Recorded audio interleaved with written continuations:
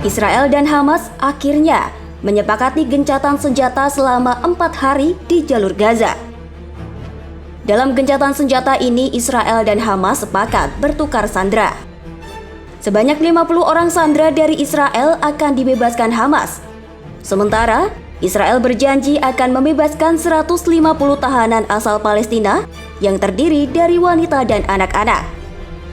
Gencatan senjata sementara ini juga mengizinkan masuknya ratusan truk bantuan kemanusiaan, obat-obatan, hingga bahan bakar ke seluruh wilayah Gaza.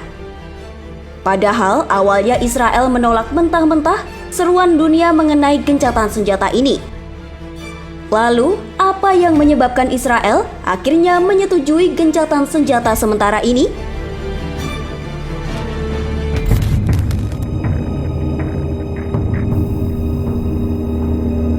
7 Oktober 2023, tiba-tiba Hamas menyerbu Israel dengan melancarkan operasi Badai Al-Aqsa. Operasi ini menyeret 239 warga Israel untuk ditahan di Gaza. Pada operasi Badai Al-Aqsa, sekitar 1.200 orang, termasuk warga sipil di Israel, tewas. Tak terima dengan serbuan dari Hamas, Israel bersumpah untuk balas dendam.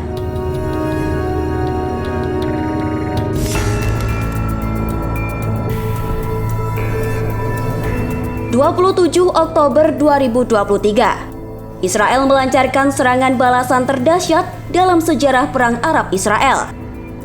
Militer Israel diprediksi telah mengerahkan 10.000 tentara dan didukung 1.100 tank serta kendaraan lapis baja untuk masuk ke jalur Gaza. Ini menjadi pengerahan pasukan Israel terbesar sejak serangan Israel ke Beirut di tahun 1982.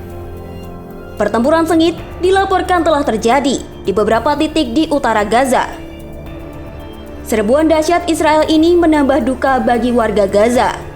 Setelah sebelumnya, kamp-kamp pengungsi hancur, puluhan rumah sakit diserbu artileri hingga berhenti beroperasi, dan gereja Ortodoks Saint Porphyrius lebur jadi sasaran serangan udara. Ini belum termasuk gedung-gedung dan infrastruktur jalur Gaza yang hancur lebur digempur dari darat, laut, dan udara.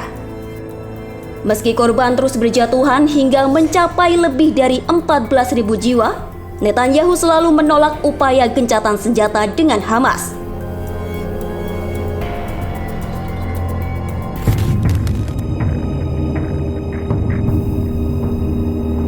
Pada awal November 2023, Qatar mencoba menjadi mediator antara Hamas dan Israel. Saat itu, kesepakatan gencatan senjata nyaris tercapai. Tapi, pada detik-detik terakhir, Netanyahu kembali berubah pikiran dan membatalkan rencana kesepakatan gencatan senjata itu.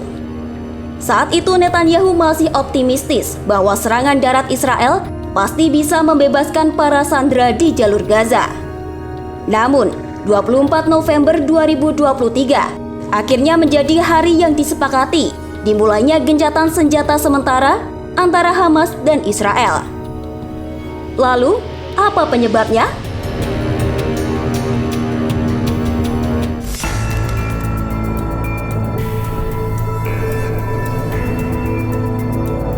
Ternyata keyakinan Netanyahu membebaskan sandera dengan serangan darat tak berbuah manis. Padahal, hampir semua sasaran di Gaza sudah digempur Israel. Tak ada lagi lokasi di jalur Gaza yang bisa digempur Israel, kecuali rumah-rumah penduduk. Pandangan dunia terhadap Israel pun bergeser ke arah tindakan genosida, bukan lagi perang di jalur Gaza. AS yang awalnya mendukung penuh serangan balasan Israel ke jalur Gaza, lambat laun menyetujui tercapainya gencatan senjata sementara. Bahkan AS ikut andil dalam misi mediasi Hamas Israel bersama Qatar dan Mesir. Ditambah lagi adanya gerakan rakyat Israel yang mendukung kesepakatan gencatan senjata semakin kuat belakangan ini. Itulah yang menambah tekanan bagi Netanyahu untuk menyetujui gencatan senjata selama 4 hari.